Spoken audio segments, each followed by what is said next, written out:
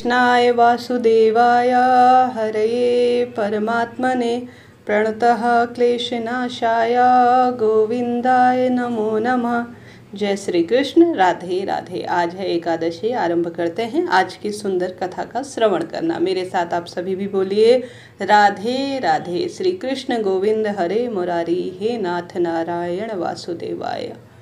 कथा के अनुसार धर्मराज युधिष्ठिर जी कहने लगे कि हे भगवान, मैं आपको कोटि कोटि नमस्कार करता हूँ। अब आप कृपा करके चैत्र शुक्ल पक्ष की एकादशी का महत्व कहिए। भगवान श्री कृष्ण कहने लगे कि हे धर्मराज, यही प्रश्न एक बार राजा दिलीप ने गुरु वशिष्ठ जी से भी किया था और जो समाधान उन्होंने किया वही आपसे कहता हूँ, ध्यानपूर्वक सुनना। प्राचीन काल में भोगीपुर नामक एक नगर था। वहाँ पर अनेक ऐश्वर्यों से युक्त पुंडरीक नाम का एक राजा राज्य करता था। भोगीपुर नगर में अनेक अप्सराएं, किन्नर और गंधर्व वास करते थे। उनमें से एक जगह पर ललित और ललिता नाम के दो स्त्री पुरुष भी अत्यंत वैभवशाली घर में रहा करते थे। उन दोनों में आपस में बहुत अधिक प्रेम स्नेह था, यहाँ तक कि दोनों अलग हो जाने पर बहुत अधिक व्याकुल हो जाया करते थे। एक समय पुंडरीक जी की सभा में अन्य गंधर्व सहित ललित भी गान कर रहा था। गाते गाते उसको अपनी प्रिय ललिता का ध्यान आया और उसका स्वर भंग होने के कारण गाने का स्वर बिगड़ गया। ललित के मन के भाव जानकर कारकोट नामक नाग ने पदभंग होने का कारण राजा से कह दिया। तब पुंडरीक जी ने क्रोधपूर्वक कहा कि तूने मेरे सामने गाता हुआ पूर्ण रूप से अपने स्त्री का ही श्रवण किया है, तूने गाने को पूर्ण रूप से भंग कर दिया है। अतः मैं तुझे श्राप देता हूँ कि तू कच्चा मांस और मनुष्यों को खाने वाला भयंकर राक्षस बनकर अपने कर्म का फल भोगे। पुंडरीक जी के श्राप के अनुसार ललित उसी क्षण में महाकाल विशाल राक्षस स्वरूप में परिवर्तित हो गया। उसका मुख अत्यंत भयंकर, नेत्र सूर्य चंद्रमा की तरह दीप्तिवान तथा मुख से अग्नि निकलने लगी। उसकी नाक पर्वत की कंदरा के समान विशाल हो गई और गर्दन पर्वत के समान लगने लगी। सिर के बाल पर्वतों पर खड़े वृक्षों के समान भयंकर लगने लगे तथा ऊर्जाएं अत्यंत लंबी हो गई। उसकी भुजाएं बहुत भयभीत स्वरूप में दिखाई देने लगी। कुल मिलाकर उसका शरीर 8 योजन के विस्तार में हो गया। इस प्रकार वह बहुत भयंकर राक्षस स्वरूप में परिवर्तित होकर अनेक प्रकार के दुखों को भोगने लगा। जब उसकी प्रियतमा ललिता को यह वृतांत मालूम हुआ तो उसे बहुत अधिक खेद हुआ और वह अपने पति के उद्धार का यत्न सोचने लगी। वह राक्षस अनेक प्रकार के घोर सहन करता हुआ, दुख सहन करता हुआ वनों वनों में रहने लगा। उसकी स्त्री उसके पीछे पीछे जाती और विलाप करती थी। एक बार ललिता अपने पति के पीछे घूमती घूमती विंध्याचल पर्वत की ओर पहुंच गई, जहां पर श्रृंगी ऋषि का आश्रम था।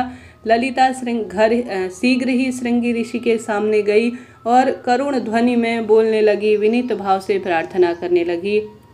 उसे देखकर श्रृंगी ऋषि बोले, हे सुभगे, तुम कौन हो और यहाँ किस लिए आई हो? ललिता बोली, हे पुंडरीक जी महाराज, मेरा नाम ललिता है। मेरे पति राजा पुंडरीक के श्राप से विशालकाय राक्षस में परिवर्तित हो गए हैं।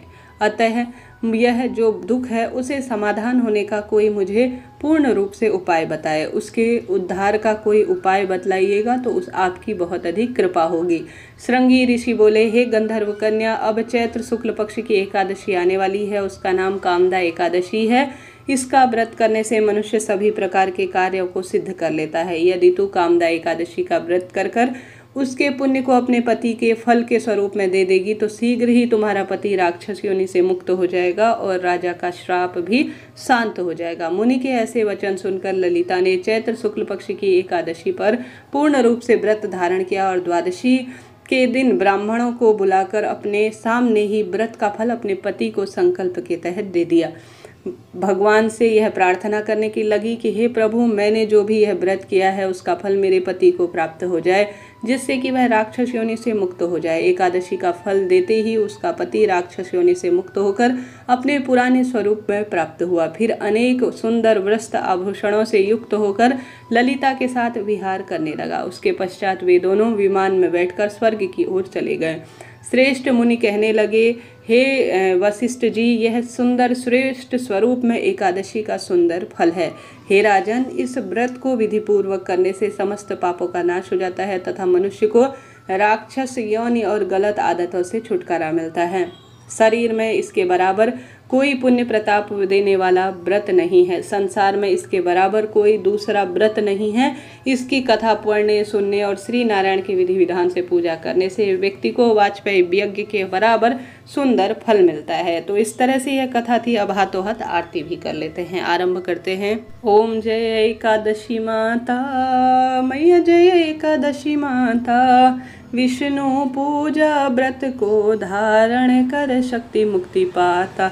ओम जय एकादशी माता, तेरे नाम गिनाऊं देवी, भक्ति प्रदान करनी मैया, भक्ति प्रदान करनी।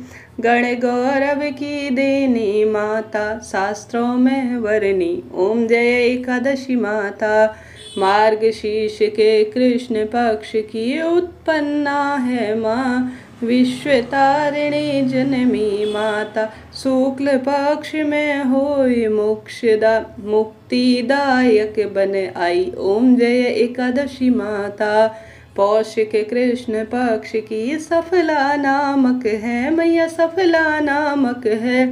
शुक्ल पक्ष में होय पुत्रदा, आनंद अधिक रहे। ओम जय एकादशी माता, नाम 60 तिला माघ मास में कृष्ण पक्ष आवे मैया, कृष्ण पक्ष आवे।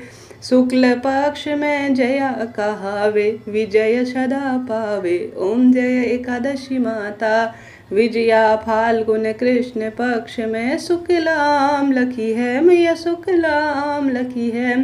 पाप मोचनी कृष्ण पक्ष में चैत्र महाबली की। ओम जय एकादशी माता, चैत्र शुक्ल में नाम कामदा, धन देने वाली मैया, धन देने वाली। नाम वरुथिनी कृष्ण पक्ष में बैसाख माह वाली। ओम जय एकादशी माता, शुक्ल पक्ष में होय मोहिनी, अपराजिष्ट पक्षी मैया, अपराजिष्ट कृष्ण पक्षी। नाम निर्जला सब सुख करनी, शुक्ल पक्ष रखी।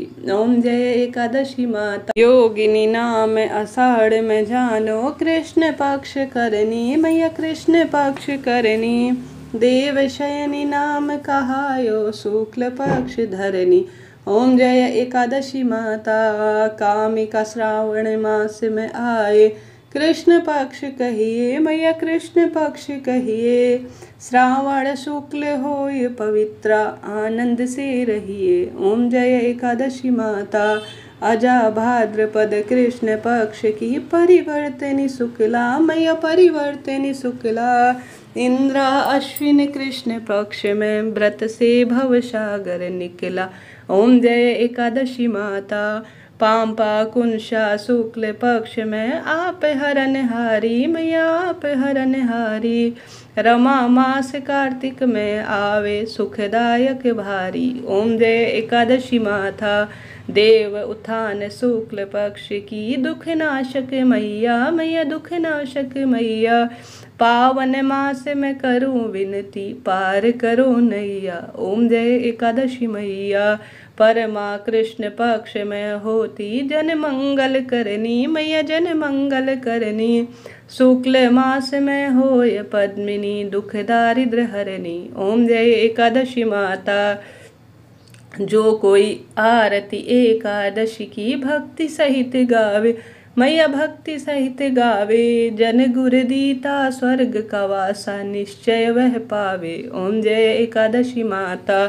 आप सभी ने एकादशी व्रत की कथा और आरती सुनी, आपका धन्यवाद और आभार। आप सभी वीडियो को लाइक करें, शेयर करें, सब्सक्राइब करें और कमेंट्स में जय एकादशी माता लिखना ना भूलें।